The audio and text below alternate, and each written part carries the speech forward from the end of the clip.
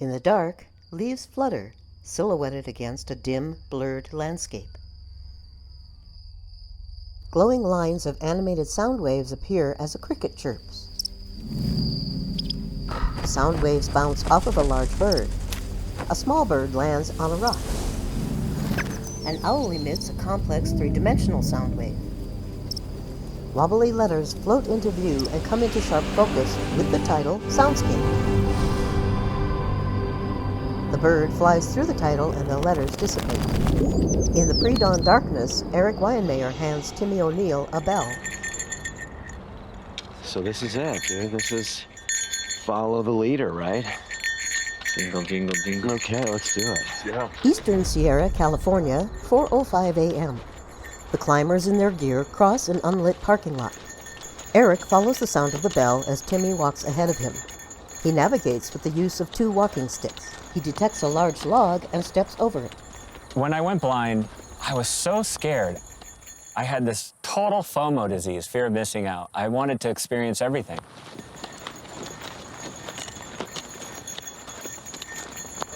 I love lighting up what's around every corner. I just want to know everything. Timmy O'Neill, professional climber and guide. Eric and I have known each other for over 20 years. He's been wanting to climb the Hulk for years. I've been wanting to share it with him because I find it to be one of the most compelling pieces of stone on the planet. At 11,300 feet, the incredible Hulk looms over a valley. I knew that it would be difficult, but Eric is one of the fastest, most capable hikers who happens to be visually impaired. The climbers walk through a meadow at first light. I just naturally gravitate towards sound. You can do this thing called echolocating. Ripples radiate from his footsteps, lighting up rock on either side of the path. You can get the shapes of things vibrating and bouncing off of objects and coming back at you. In the early morning light, Timmy taps a protruding broken branch on a log as they traverse it across the stream. And you're going to feel this tripper coming up with your pole. Yeah, good deal. Eric sidesteps along the log as he probes the area with his sticks. It's really quite beautiful because there's such nuance to sound if you learn to pay attention. Like, if it's a hard rock, it's a really crisp bounce back into my ears. If it's a tree with a bunch of leaves, it's very soft and filtered. That's just one half of the equation. The other half is trying to eke out beauty with my other senses. A lot of the reason that we get out there in the outdoors is not just to learn information, but to have something beautiful in your life. They pause to touch Indian paintbrush flowers. The team ascends a multi-tiered steep incline. So Eric can't wait for his foot to feel right. He just has to wait to feel his foot, and then he's moving forward. Eric feels ahead with his stick and puts down his left foot. Then with the right stick and places that foot forward. If you wait until you think it's going to be a perfect step, then you're never going to take a step. With a bad drop to the left. Sometimes I gotta be like, dude, slow down, man. This is way worse than you think. And he's like, maybe for you. The climbers use approach shoes with grippy, flexible soles. 90% of the time, I see the movement, like, immediately. 10% of the time, I think I see it, and it's completely wrong. Eric accidentally pulls on a loose boulder, dislodging ones above that roll onto him. Good job.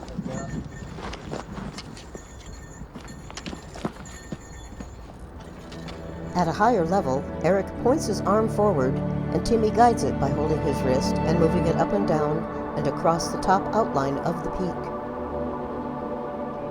Well, a lot of times my partners will take my finger and they'll run it across the mountains, the serrated ridges. And it's like kind of like when I used to draw pictures as a kid when I could see. The page is sort of blank. And then as your pencil moves across the page and you're creating this image, you know, it all comes into focus. It comes into being. Timmy and Eric kick their feet into a steep snowfield at the base of the formation and traverse across.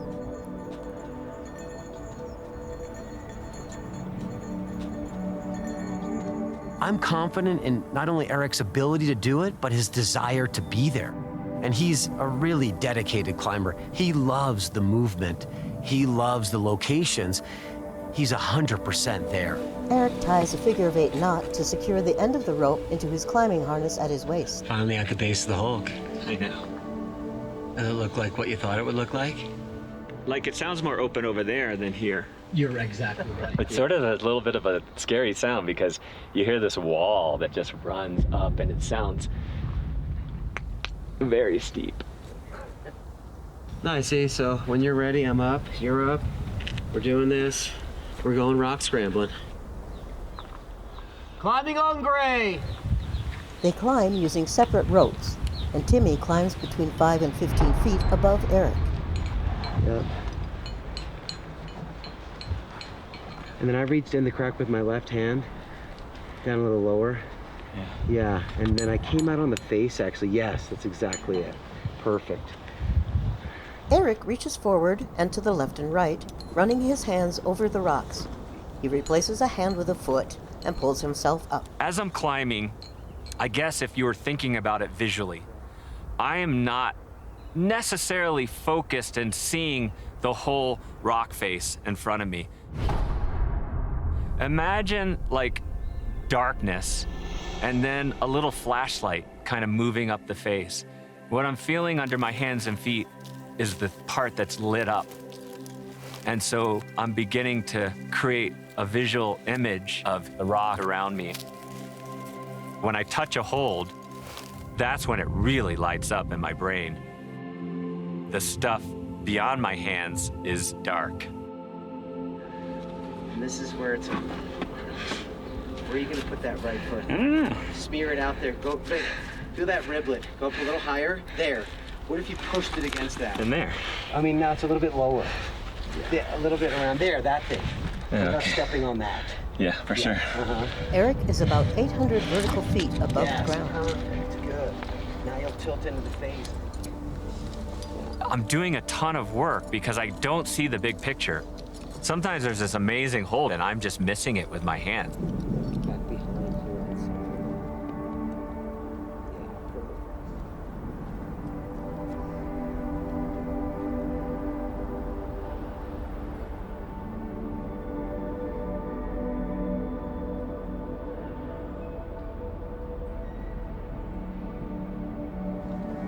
Yeah, perfect. Yeah, that's it. Really good.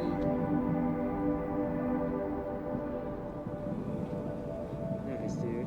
A lot of times I find something and it may not be the best thing, but because it's a matter of how much strength I have to hold on, I'll just try to figure out a way to use it because it's more efficient to use the crappy hold than it is to maybe find the good one. Timmy taps his foot on the wall so Eric can echolocate the ideal hold. Up to here. Yeah, right here. Feel this. Feel this. Down here. I stepped on that thing. Okay. Definitely was stepping on it. Oh, there it is. Yeah. Sweet, dude. That thing, yeah.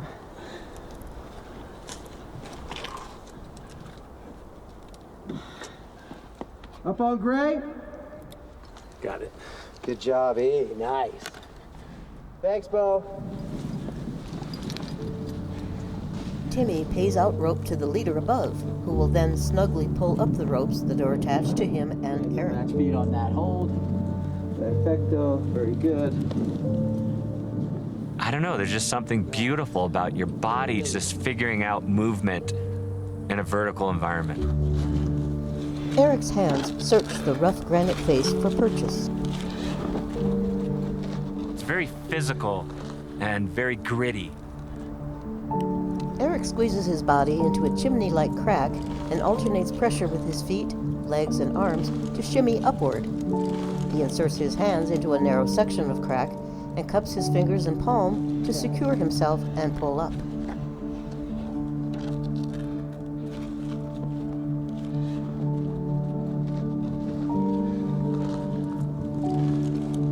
Nice, Eric. Because I know where my body is. I know I can sense my body. Chuck a hand in. Very good. And I think in a way that's kind of a sense of the scenery for me, how my body can move through that environment. Yeah. That's it. And it's a connection with my physical being and my spirit and the rock. Eric pushes his right foot onto the blank wall to create friction between the rock and the tacky rubber sole of his climbing shoe. People always ask, why would he go if he can't see it? As if that's the only reason that you would go.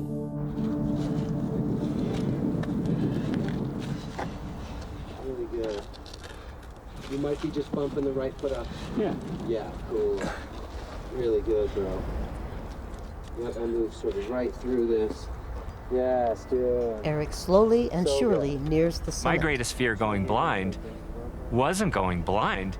It was being left out of everything exciting and adventuresome in my life. Good job, E. Yeah. Is that the summit? Yeah, we're right here. I have to touch it. I have to hear it.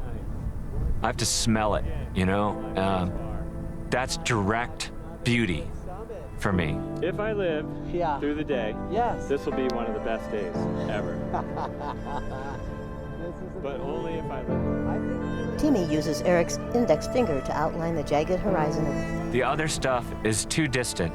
And, you know, I gotta let that stuff go because it'll create this life of envy or disappointment or expectations I could never meet. So yeah, in a way, you have to like stab that thing in the heart and say, that's gone. I'm gonna experience the world in a totally different way. And it'll be my way, and it'll be just as good. Ow! Ow! It doesn't like drop off. No, it's still But when you're on a summit, a lot of times those sound vibrations are just moving out through space and they have nothing to bounce off of, and it's infinite. It's like you've been swallowed by sky, you know, you're just part of this like huge infinite expanse. It's really beautiful and very intimidating because you're just this tiny little being engulfed in this universe of sound.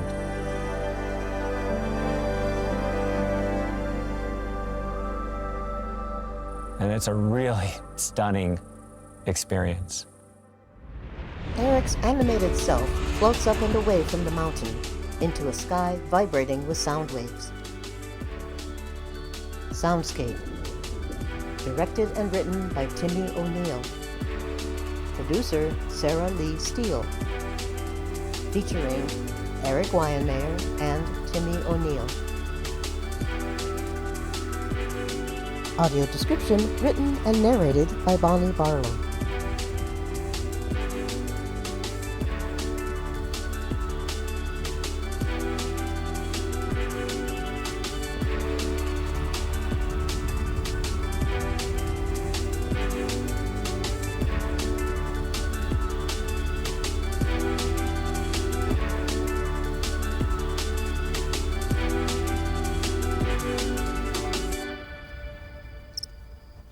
The animated cricket leaps through a sound wave and disappears.